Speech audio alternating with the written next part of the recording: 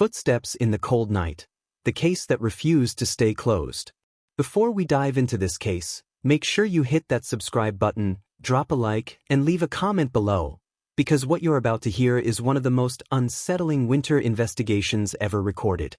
And trust me, you'll want to stay until the final twist.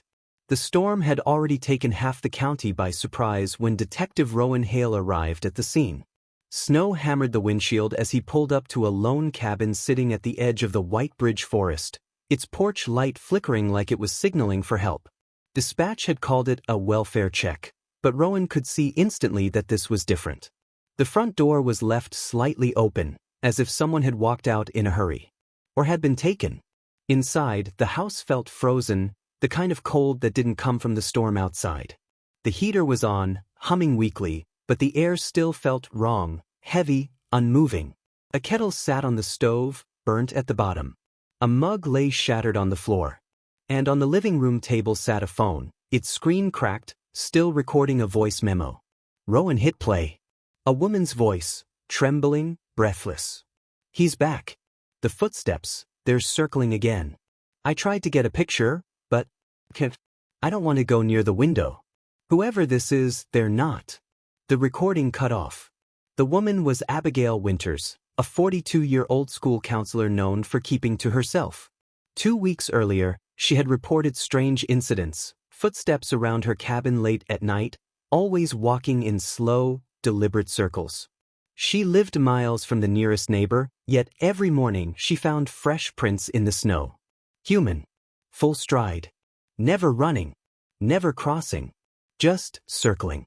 Her report was filed as possible wildlife confusion, a note Rowan immediately erased from his mind as he stepped back into the storm. Because now, the footsteps were still there, clearer than ever. He shined his flashlight across the snow. The prints formed a perfect ring around the house, sharp and deep, indicating someone had been standing there recently. Watching. Waiting. But the strangest part wasn't the prints themselves. It was where they ended. Just beyond the ring, the last few footprints stretched toward the treeline, and then vanished. No drag marks. No signs of someone doubling back. No melted impressions from hidden snowshoes. They simply stopped. Rowan radioed in for backup, but the storm had knocked most units offline. He was alone out here. He took a slow breath, trying to steady himself, then followed the faint path toward the edge of the woods. There, he found something half buried under a mound of fresh snow. A small, metal key with a faded number etched on the side, 312. He didn't recognize it, but he recognized the feeling in his gut. This wasn't a random disappearance. Back inside the cabin, he scanned the bedroom and saw a shoebox tucked under the bed. Inside were documents, old newspaper clippings, and printed emails Abigail had received over the past 6 months. Messages from an anonymous sender, always at 3:17 a.m. You can't hide what happened. You live where no one can help you. Do you hear it? He remembers. Rowan felt a chill deeper than the cold outside. These messages weren't new. They referenced something else. Something older. At the bottom of the box lay the final piece, an unsolved case file from 17 years ago. One Rowan knew all too well, a missing person investigation with a matching pattern of footprints, ending abruptly in snow. And then, just as Rowan reached for the last page, a loud thud shook the porch. Someone, or something, was out there. When Rowan opened the door and saw what had been left for him, his breath froze in his throat. It wasn't a threat. It was evidence. Evidence from the old case. Evidence that had disappeared years ago. And now it was back. Right at Abigail's door. Snow collected on the porch in uneven patches, as if the storm itself hesitated to touch what had been placed there. Rowan crouched slowly, his fingers tightening in his gloves as he recognized the object, a worn leather wallet, its edges frayed, its stitching torn just enough to show age. 17 years ago, this wallet belonged to Marcus Langley, a man whose disappearance remained one of the county's most troubling cold cases. It had vanished from the evidence room on the exact night the case was closed without answers.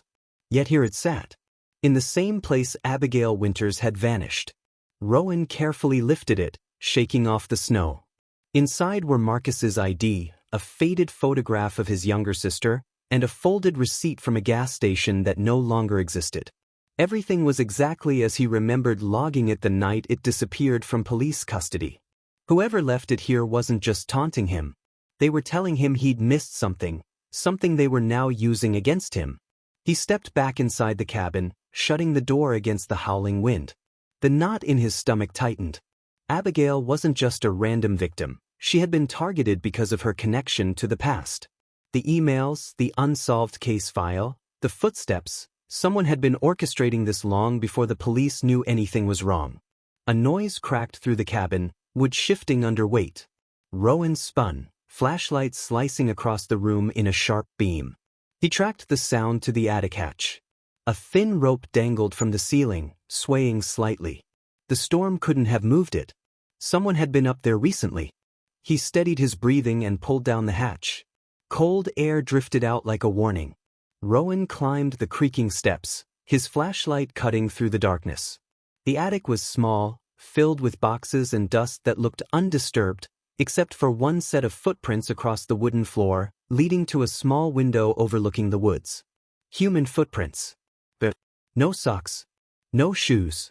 Just skin. Rowan felt the chill slide down his spine. Who would walk barefoot in a blizzard? And what? Below the window, he found a small notebook. Abigail's handwriting covered the first few pages, notes about the footsteps, the times they appeared, and her attempts to capture them on camera.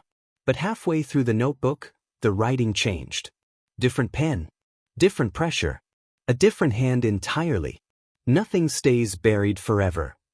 You opened the case again. I've been waiting for this. Rowan snapped the notebook shut. The attic window was unlatched, letting in a thin line of freezing air. He opened it wider and shined his flashlight outside.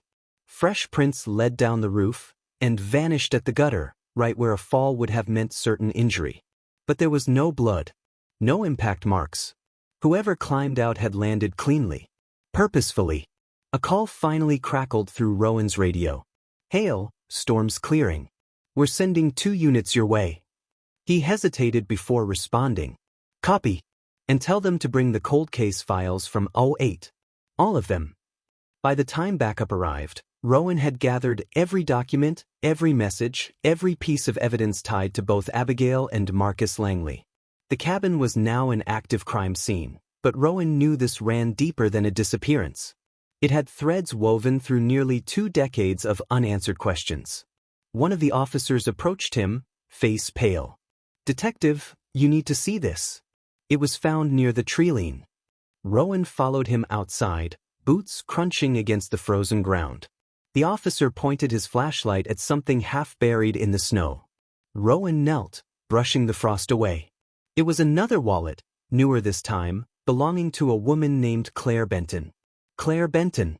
Missing. 10 years ago. Her case also had disappearing footprints.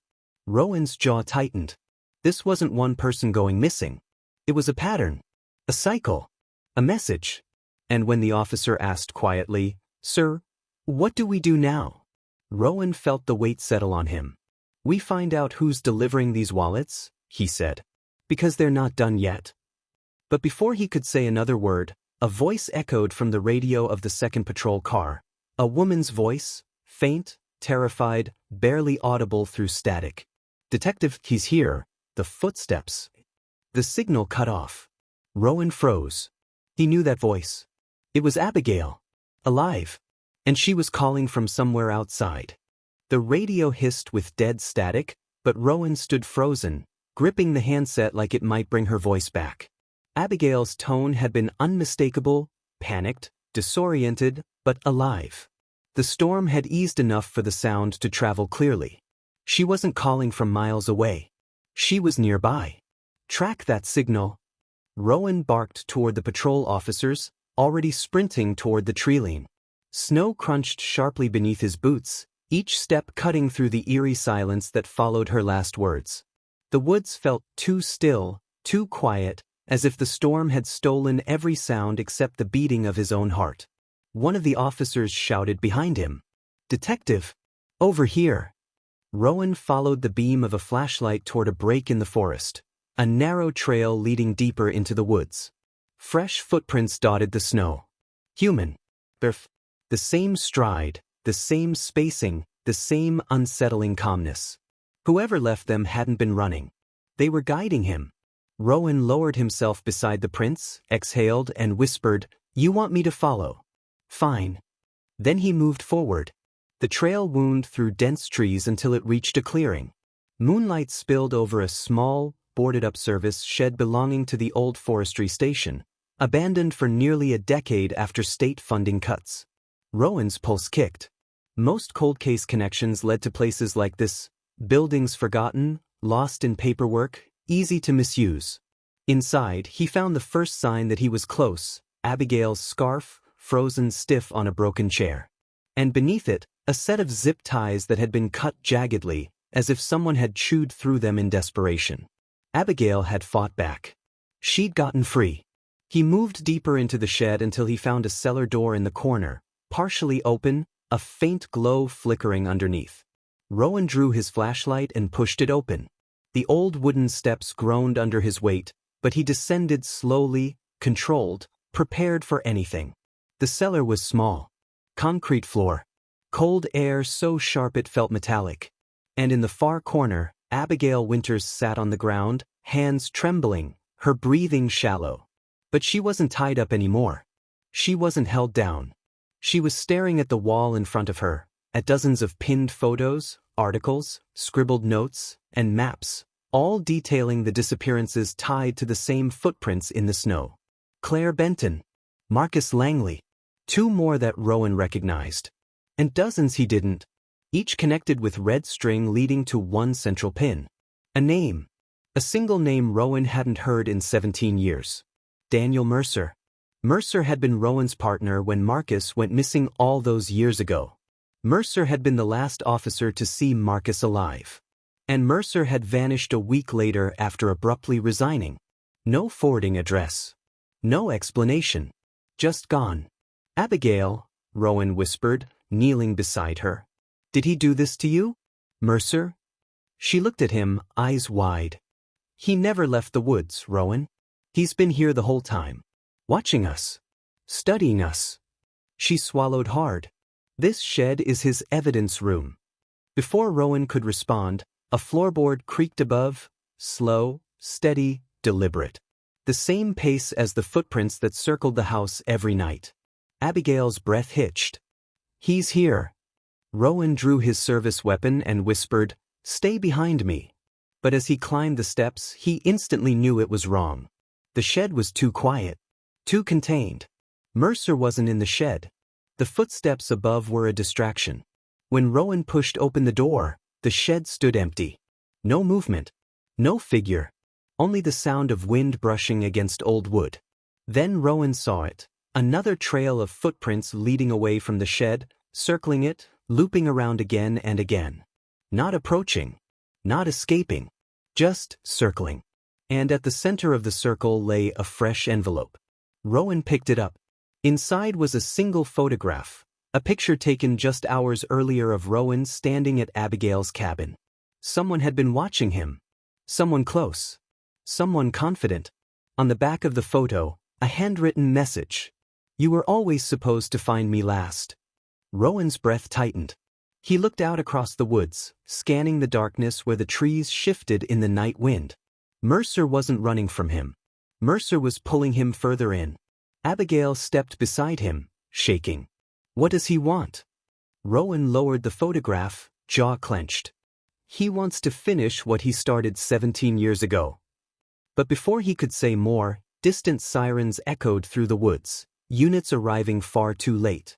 And as the lights approached, Rowan saw the final detail Mercer left behind. The footprints circling the shed were already being covered by new snow, except for one last clean print facing the forest. A message. A signature. A promise. The case wasn't closed. It had only just begun. And Mercer was waiting for them to follow. If you thought this case was chilling, the next one will test every theory you believe about real crime. Make sure you're subscribed so you never miss the next story.